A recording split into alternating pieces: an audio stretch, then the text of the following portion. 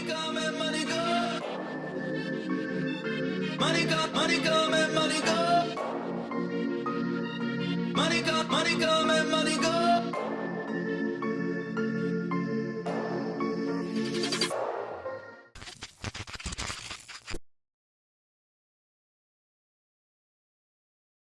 Hello everybody, this is Defiant Lex. Welcome to my crypto journey. This is the third episode.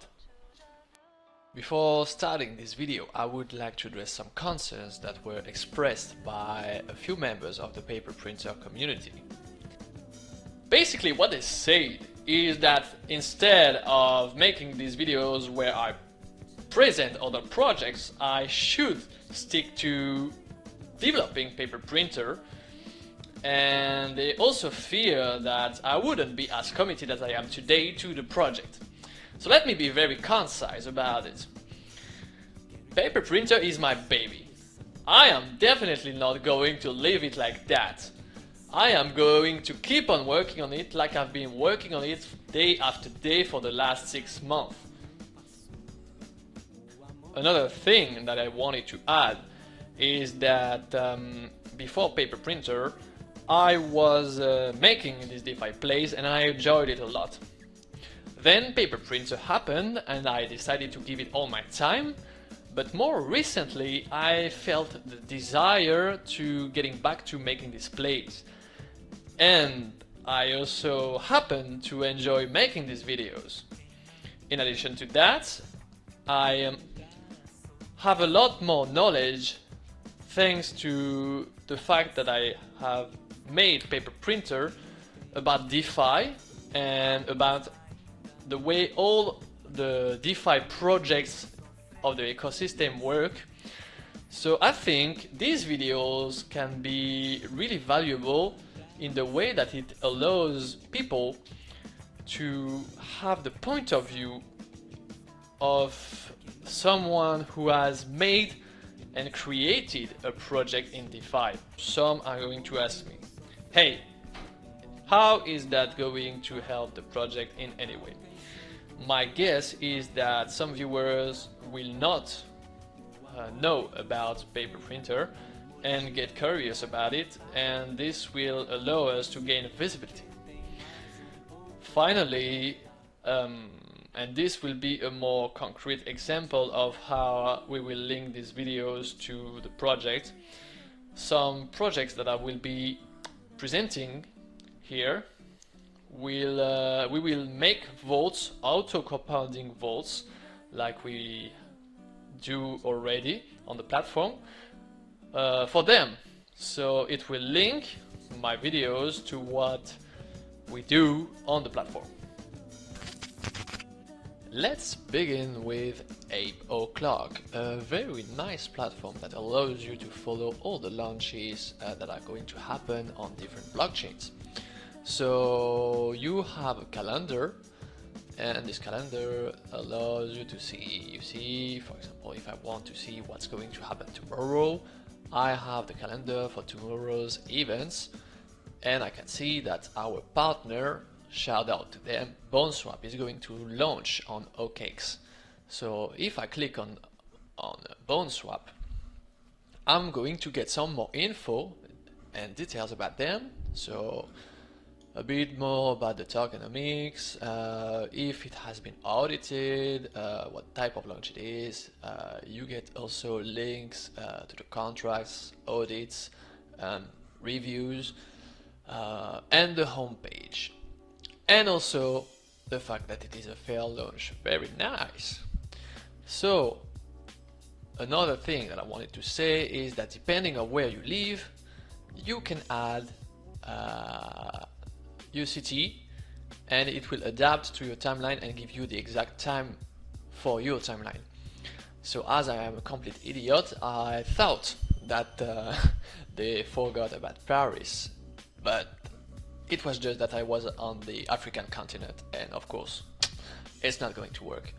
If you're interested, I'll link if you're interested, all the links in the description below as usual. Telegram, also the website. moving on, here is again an NFT gaming token, Blockcreatures.co. So basically this game is pretty simple. You go to the main page, you buy the token, which is a moolah. You buy some moolah, and you can mint some monsters with different levels of rarity. Once minted, you go to creatures and you can train them every, I think it's a bit less than 1 hour. You can train them 28 times per day, which I suppose you won't be doing because I guess you're human and you will be sleeping. And then you get some rewards. The rewards are really low for the moment, and from what I read in the wiki, the devs want to adjust that over time. But what I think is really interesting is that unlike Crypto Blades and Crypto Zoons and some other NFT gaming tokens that we have seen, the value of the NFT is going up. Why is that? Well, first of all, if I go back to the minting page, every time a new monster is minted, the price to mint goes higher in moolah. Also, when you go back to creature, you can burn your NFTs. So what happens is that the price goes up in the to mint new monsters, and you also destroy NFTs. You can destroy monsters, so there will be less over time, and your NFT kinda holds value. Why is that?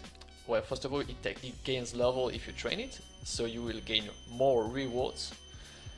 And secondly, let's say you mint it for 5 moolah and wait for the day it's 15 moolah to mint. What happens is that if the price of moolah doesn't change too much, you're going to make ×3 for your monster. So right now I bought quite some a pretty nice amount, which is what is kinda annoying though, is that when you want to mint, it's really hard to have your transaction to pass, because you can only mint one at a time and everybody's trying to mint them. So you what you need to do is click minting and do a lot of transactions to have actually one to pass, which is not so cool because you're going to spend a lot of gas on that. So it's on the BSC, so as we know, the gas is not that cheap. It's cheap, but it's not that cheap. The rewards are not really high for now, but as your monster grows up and gains level, it's going to gain more rewards, and you holding your NFT is a good thing because you will be able to sell it at a higher price over time. I think in terms of tokenomics, it's interesting because it changes the way the money is going to get in and get out. So pretty good.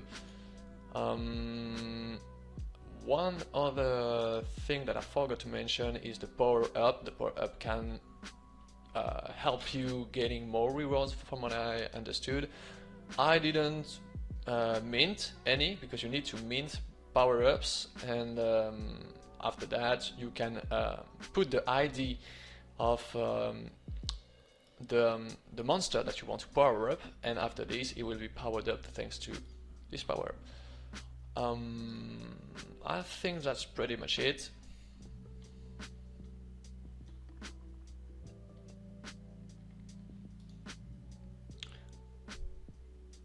So let me show you what the actual gameplay is. It's just another click, confirm, and here you go. So yeah, no real gameplay for now.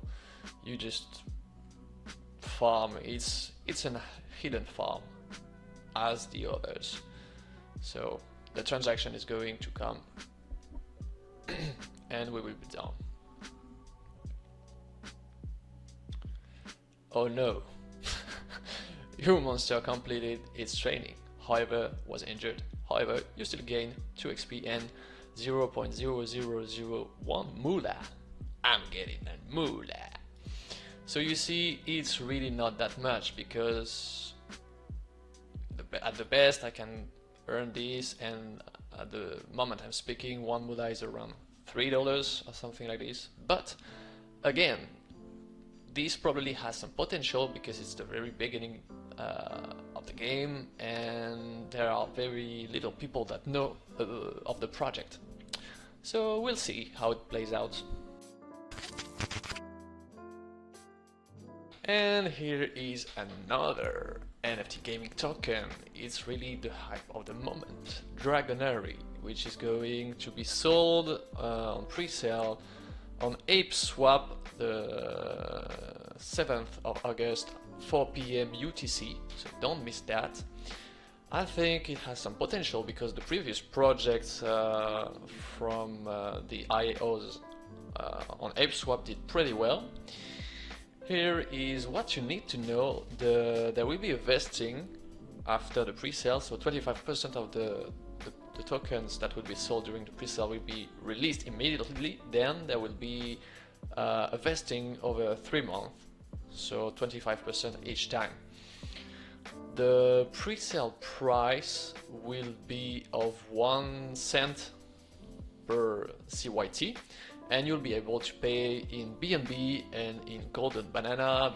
Golden Banana being the second token that was released by ApeSwap. There is missing information in this document.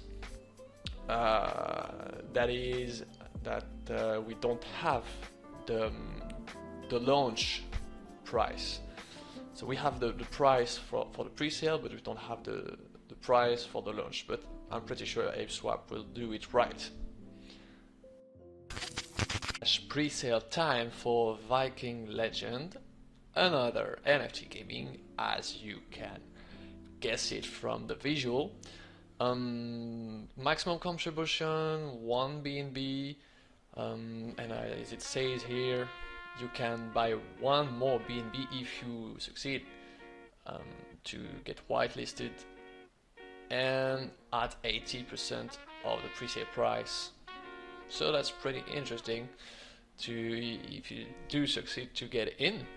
I will put the link for the whitelisting in the description below, and the pre-sale will take place on the 4th. So at the moment that I'm shooting this video, only 14 hours left. So if you want to participate, do it ASAP. About farming, the only token that I am farming right now is MIB. The token I think has a lot of potential. For those who don't know, it's another NFT gaming token, but I think this one could be better than the others that I've talked about. Also, I am swinging between other farms such as Swamp, Polycorn, Polyork. I've been swinging in between because I try to go in the upwards trends.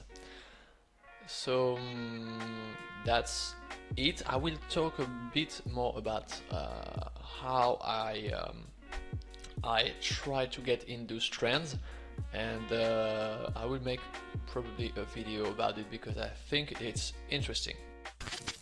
Now a word about paper printer. So we applied to the KCC grant program about a month ago, and we got whitelisted. So I'm really happy about it. As you can see, there are only 8 projects that got whitelisted, and some big names. Infura is kind of a big name in the place. So what's happening right now is that there is a vote. So if you hold, if you were holding some KCS at the date of today, they made a snapshot. I don't know when the snapshot was done, but if you have some KCS on your wallet, you can vote for us, and the number of KCS that you have in your wallet is going to count as a vote. So help us going up the list. All you have to do is click on this, vote, and there will be a transaction right here that is going to pop up and say you just say that you vote. There will be no token deducted from your wallet. It's just you saying, I think paper printer has a lot of potential. So if you do that, thanks a lot. Thank you for watching this video. If you enjoyed it, please consider putting a like and subscribing to the channel. If there are some projects or even stuff that you want me to talk about in these videos, you can DM me on Telegram or talk about it in the comments below.